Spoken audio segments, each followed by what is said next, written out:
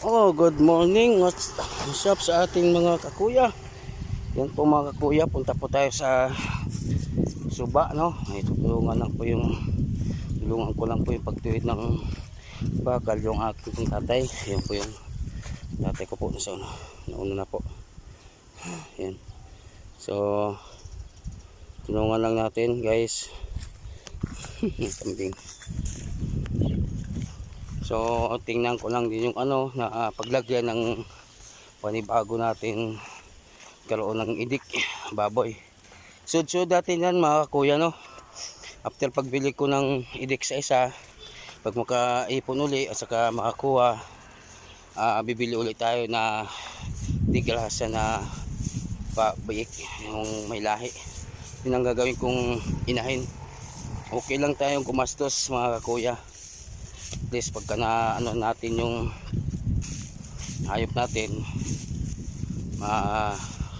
natin ng mga bulong o gamot, hindi yan, tuloy-tuloy lang kahit sabihin natin na gamay ang ating sweldo, pero at least tayo, wala namang problema dito sa amin mga kuya. Ang inano ko lang yung mga problema dito sa mga pagkain, lalo ni yung mga ulam. Yan, kung mahilig ka lang kumain ng gulay, yan siguro mga gulay dyan, guys. Yan, ito yan dyan, munggo. Ito yan, munggo yan, lason, duro din munggo dun, guys.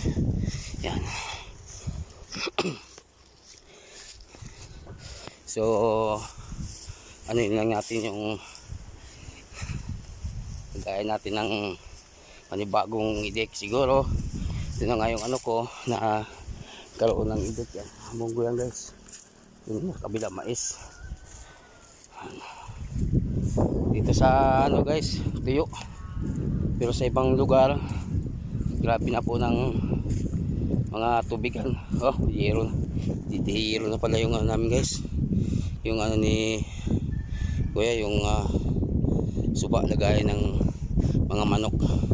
So sisingit tayo dyan, guys, ng manok.